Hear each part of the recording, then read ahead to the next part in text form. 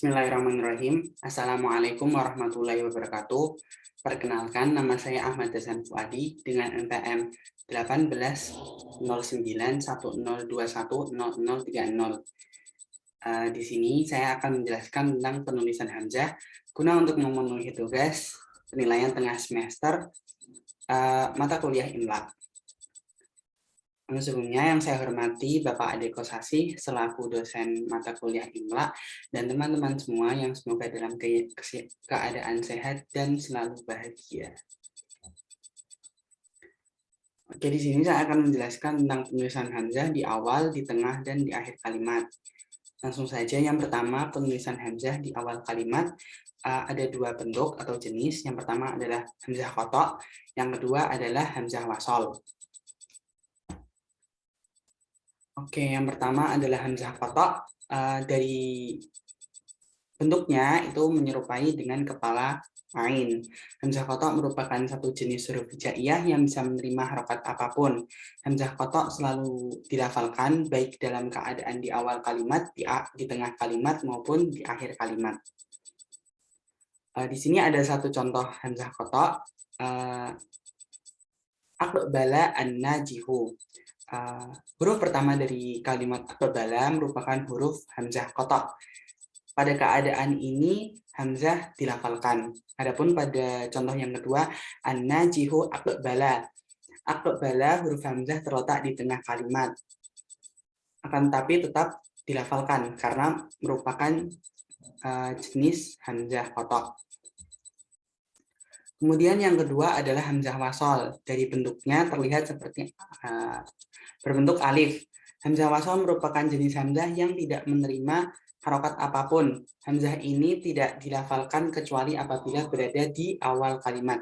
Jadi apabila bertemu dengan hamzah wasol di tengah kalimat ataupun di akhir kalimat, maka tidak dilafalkan. Di sini ada dua contoh sebagai perbandingan. Yang pertama adalah ijtahada Muhammadun. Huruf pertama dari lafaz ijtahada merupakan hamzah wasol. Nah, pada contoh pertama ini hamzah wasol dilafalkan karena terletak pada awal kata. Kemudian untuk contoh yang kedua, Muhammad ijtahada, huruf hamzah wasol tidak dilafalkan dikarenakan terletak di tengah kalimat. Kemudian hamzah wasol ini bisa kita temui di jenis-jenis kata berikut. Ada 7 jenis. Yang pertama adalah asmaul asyarah, kemudian yang kedua adalah masdar fi'il khumasi atau fi'il yang terdiri dari 5 huruf, kemudian masdar fi'il sudasi atau fi'il yang terdiri dari 6 huruf, kemudian bentuk madi dari fi'il khumasi, bentuk madi dari fi'il sudasi, bentuk fi'il amar dari fi'il sudasi, dan bentuk amar dari fi'il sulasi.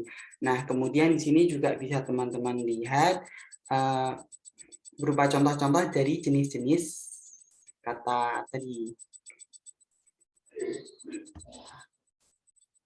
Kemudian yang selanjutnya kita beralih ke penulisan hamzah di tengah kalimat. Untuk penulisan hamzah di tengah kalimat ini bisa berupa 4 bentuk ya. Yang pertama berupa di atas nabroh, kemudian di atas wawu, kemudian di atas alif, dan berupa hamzah saja. Nah, semuanya itu tergantung dengan posisi dan struktur dari katanya. Kemudian di sini adalah hamzah ditulis di atas nabroh dalam keadaan jika yang pertama hamzah berada di tengah kalimat dan berharokat kasroh. Contohnya adalah kata su'ila. Kemudian yang kedua, hamzah berharokat fathah atau dhammah dan terletak setelah huruf yang berharokat kasroh. Contohnya adalah fi'atun. Kita lihat di sini fa-nya berharokat kasroh sehingga hamzah ditulis di atas nabroh.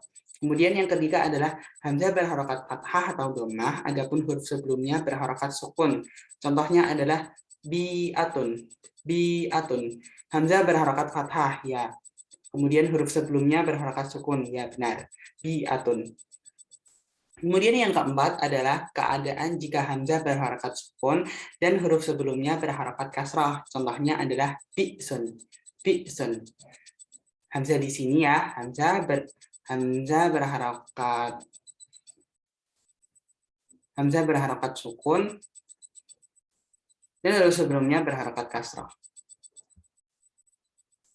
Kemudian hamzah di tengah kalimat ini akan ditulis di atas alif jika dalam keadaan berikut: hamzah berharokat fathah dan harokat huruf sebelumnya adalah fathah atau sukun.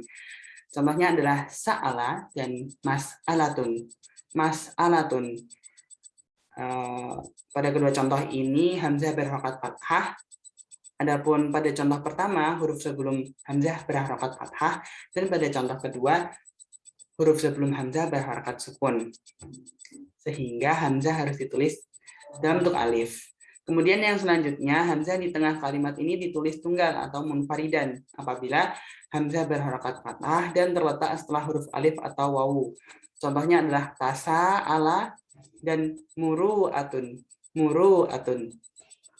Pada contoh pertama, tasa, ala, hamzah ditulis munfaridan, adapun huruf sebelumnya adalah alif. Kemudian pada muru'atun, ini hamzah ditulis munfaridan, adapun huruf sebelumnya adalah wawu.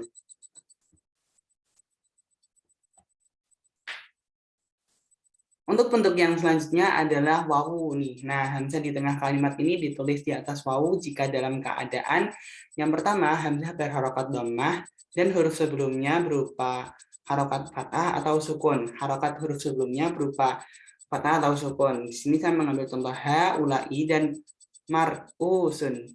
Mar'usun. Tuh. Kemudian yang kedua, hamzah berharokat bukan dhammah tetapi terletak setelah huruf yang berharokat dhammah. Di sini saya mengambil contoh ru'yatun dan su'adun. Su'adun. Pada contoh pertama ini hamzah berharokat sukun. Pada contoh kedua hamzah berharokat fathah. Namun bisa dilihat ini ada persamaan bahwa keduanya terletak setelah huruf yang berharokat dhammah sehingga harus ditulis berupa wawu. Kemudian kita berpindah ke penulisan hamzah di akhir kalimat. Di sini juga sama seperti di tengah kalimat, berupa 4 bentuk, bisa di atas alif, di atas wawu, munfaridan berupa hamzah saja, dan di atas nabroh. Nah, untuk yang pertama ini hamzah di akhir kalimat ditulis di atas alif dalam keadaan jika harokat huruf sebelumnya adalah fathah. Contohnya adalah kata qoro'a, bada'a, dan umro'un. Kemudian yang kedua, hamzah ditulis di atas nabroh jika harokat huruf sebelumnya adalah kasrah.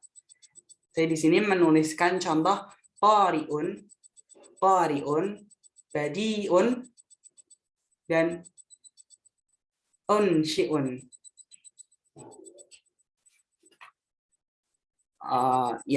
Kemudian 3 kata ini merupakan kata yang sebelum hamzah berharokat kasrah.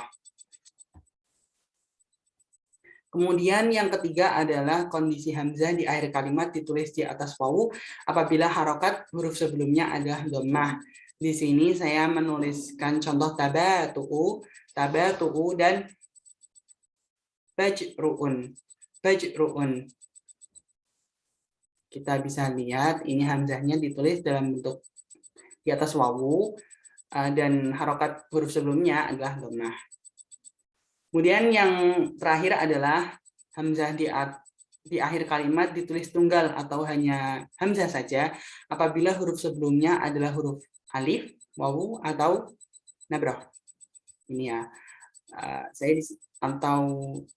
Di sini saya mengambil contoh du'aun, awudhu'un, dan syai'un. Hamzah ditulis sendirian di belakang, tidak menggunakan alif, wawu, ataupun nabroh. Demikian saja yang dapat saya sampaikan pada video kali ini.